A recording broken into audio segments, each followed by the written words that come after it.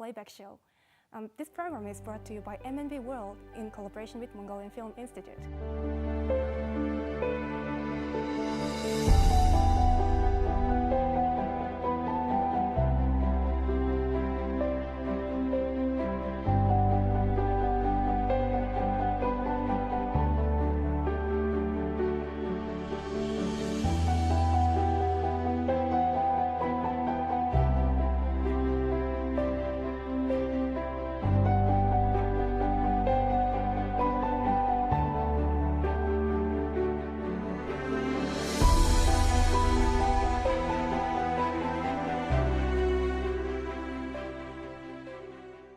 I'm here sitting with our guests again. Hello, nice to see you again. Nice to see you again. We are gathered to watch another interesting short film today. Great. We are trying to talk about independent films and their meaning and their purpose. Why should we watch it? So my question is, why do people make these kind of films? Because we normally think that if we make something, it's for kind of a commercial purpose. But I feel like most of the independent films are not that way. So I want to hear your opinion on this. I think that's at once like an easy question and hard question to answer. But yeah, I would say that there are probably lots of reasons why people make these films. And it probably varies depending on the filmmaker, but one thing that I would point out, I think, is some people are driven to, express themselves and express what they feel from the world or their experience from the world. And I think film is one of the most effective ways or most effective media to communicate those kinds of feelings. It's very direct, it's very visceral. So I would say that would definitely be one reason why people would be driven to make these films, not to a commercial end, but for their own sort of personal fulfillment. Mostly independent filmmakers, they're trying to make good films without the intervention of the studios or something like that, and also some of the filmmakers try to change society, maybe by showing the social situation that's not being expressed by the major film studios or major filmmakers, but mostly in hindsight, the films that were made independently, especially in the 90s and in the 80s, and also in the French New Wave and in the Brazilian New Cinema movements. Most of them were independently produced, and most of the time those films become part of the history and part of the general history of film. And I believe there are so many young people who are watching this wants to try to make film, maybe. And both of you have some experience of making the independent film, especially. And so, if you want to give advice to those, like a simple advice, what will be your? Yeah, I'm very curious about that. Yeah. So my advice would be to just go make it. Go make the film, because it's easier than people think. And I think if you have a will and you're willing to find ways to do it, then you can do it. For instance, even some major high-quality films were shot on iPhones recently, in recent years. You could even shoot, if you were looking to make something just to put online, you could shoot it with any smartphone probably. So shooting, at least, from a cost perspective, is definitely possible. And then you can learn about editing online. So actually, one of the things I want to do in conjunction with releasing our documentary, my documentary, is I'd like to actually hold some workshops for high school students so that they can learn editing, because that's what inspired me to make a film, is just learning that key skill. So yeah, I hope that if younger kids are interested, that they'll give it a try. All right, the movie we are going to watch is made by American director, and whose name is Adam Rothman. And speaking of America, I mean the USA, how is their basic impression towards independent film? I think it depends on who you're talking to, but if we're talking about you know, young, maybe educated Americans who maybe have more access to independent films. I mean, usually the word indie or independent, it's a very sexy term actually. So Okay. I would say that, you know, most young people that I know, you know, they have a very positive impression, and they're drawn to that genre. So, but it also just depends a lot on your exposure.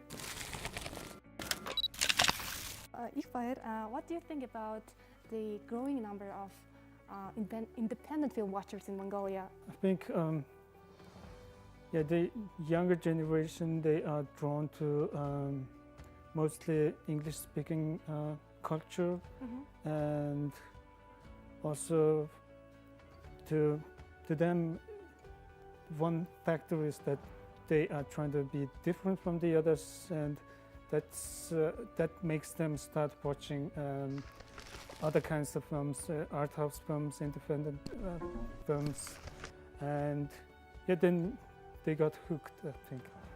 So I guess it's time for us to watch our film. So let's enjoy the film.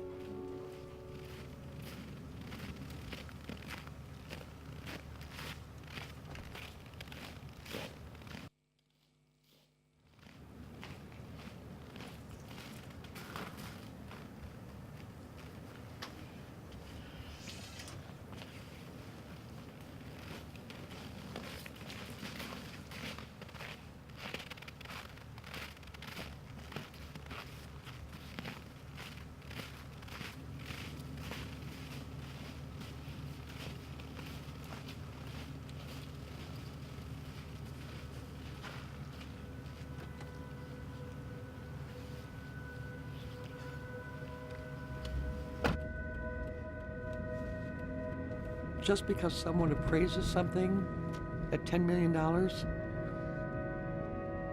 you've got to find a buyer who's willing to pay $10 million.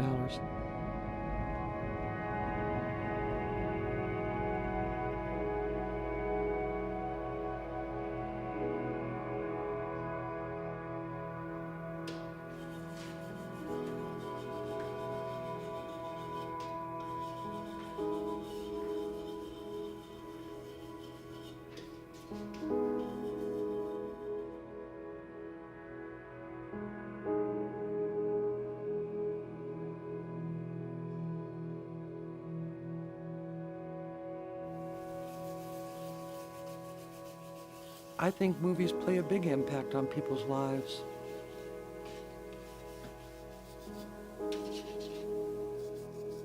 I think the one movie that made the most impact on me was Fiddler on the Roof. My mom and dad and my grandmother went to see it. And when we left the theater, my father said to his mother, "What did you think?" And she said, "I already saw it," because she lived through it. I'll never forget that. Ever since I've loved Fiddler on the Roof. If I were a rich man.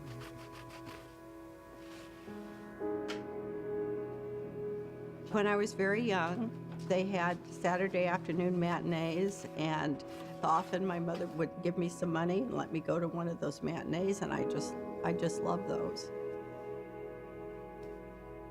We weren't really looking for movie memorabilia. We feel like it almost found us. We feel like it was almost a match that was meant to happen, but we weren't even thinking about it at the time.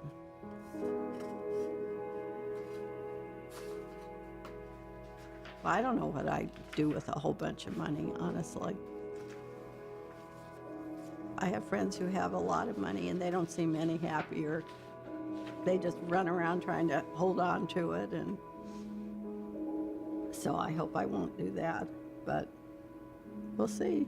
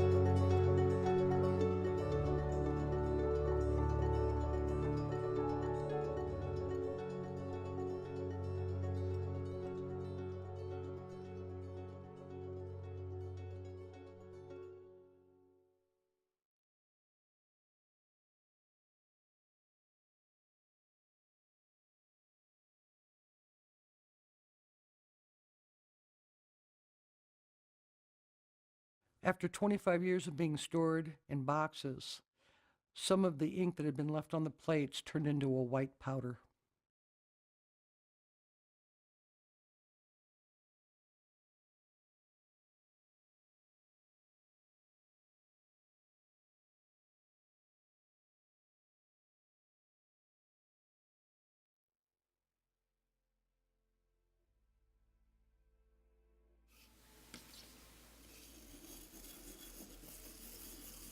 After trial and error, we found that the best way to get this white powder off and restore them to their original condition was using vinegar.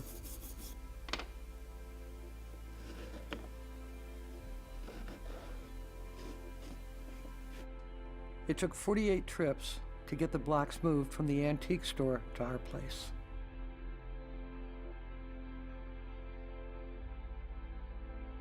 It's been a 16-year journey with this, from originally finding the collection, starting to inventory it, seeing what all is there, seeing how far it dates back. It dates back to before talkies.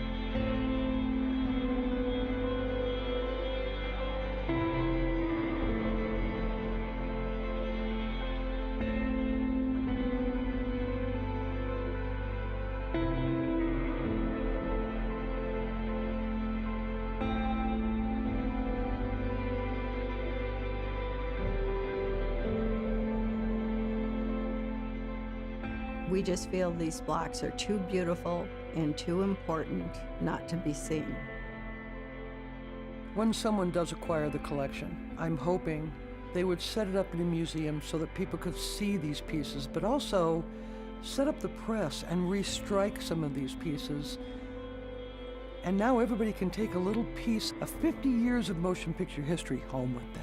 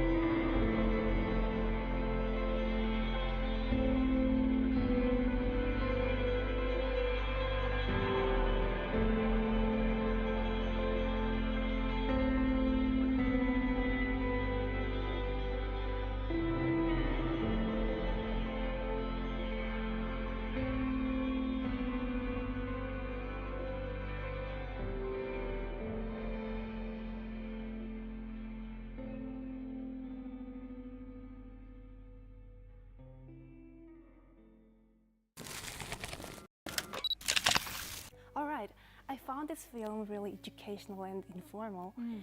Yeah, and I'm so glad that there was this kind of vlogs used in advertisement in the earlier years. Well, one thing that really struck me was I really love the close-up cinematography, just because I feel that gives a very kind of impressionistic sense, and for me it just elicits a kind of emotion, even if I'm not totally clear exactly what I'm looking at first. There's something very impressionistic about it, and so that elicited emotions from me from the beginning of the film. The production value is great. It's the music, the lighting, the cinematography. It's a very high standard, I think. Yeah, I felt that music plays a very important role here, right? We saw so many different blocks and plates, and were there any familiar movie among them? Yeah, Yeah, definitely. yeah. Mostly classic Hollywood films, famous films. The latter price of those films have been it's on the documentary. And one thing that this really illustrated for me is there's, film is only a bit more than a century old, really. It's a very, very new art form or medium. And you still feel a kind of nostalgia or like romanticism around this medium. Like we're still living in an era where we still feel this kind of love affair with almost like a new kind of medium. And I'm wondering, in future generations, as we have like virtual reality and augmented reality and different kinds of media, if that's going to change. But at the moment, we're still like in this era where we have this big love affair with film. Yeah. Yeah, right. That's a great answer. And another thing that I'm wondering, I'm very curious about is that it was a documentary feature, right? And I learned that Angie is working on her first documentary film. Yes. So, it might be, again, my question is, what's the difference of making documentary than other features? Yeah, one of the major differences is, like in a narrative film, you have to put a lot of effort into the idea and the script writing and things like that. And in a documentary, you have to put a lot of effort into finding the right characters and finding the right stories to illustrate what you want to illustrate. And then one major difference is in the editing room. In a documentary, usually you have a ton of footage, and a lot of it you're not going to use because you've been filming kind of everyday scenes. So those are I would say those are some of the key differences. And I want to ask from Iwai that what's the biggest challenge of making the documentary film? What was your biggest challenge?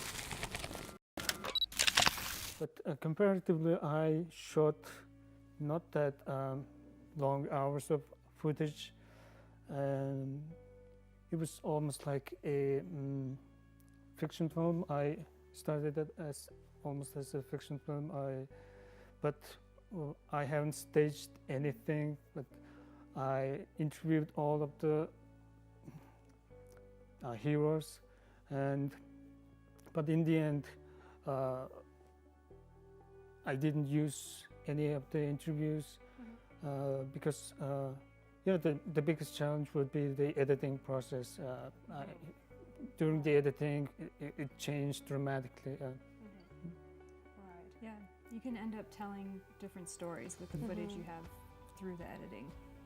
That's interesting to know. And another question, I just took it from the movie. In the beginning, it asked, it said, movies have big impacts on people's lives. So, do you agree with it? Or if you agree, please explain why. Yeah, for some people, movies mean much for some people's lives, especially the film professionals. But even in the ordinary audience members, some films makes a big impression on them, maybe even change their lives. For example, maybe if they were young, small, and some stories changed their lives. And just like a good, very great novel would do, the cinema is just like Angie said, it's the new main art of this century and also the coming centuries, I hope. Yeah. You can't disagree with that statement. It's true. And I think for some people, the impact is that that they feel a connection, maybe to something beyond themselves, or they feel validated in themselves, or I think film can be a very, it's a very emotional media and very easy to connect to. So I think it's very easy for it to have an impact on audience members. So this was playback, and we watched together the USA film, The Collector, together, which was a really cool documentary that informed us with the part of the history of American movie. So we hope to see you next week with another great short film. Thank you for your time. Thank you. Spending at the studio. Bye-bye.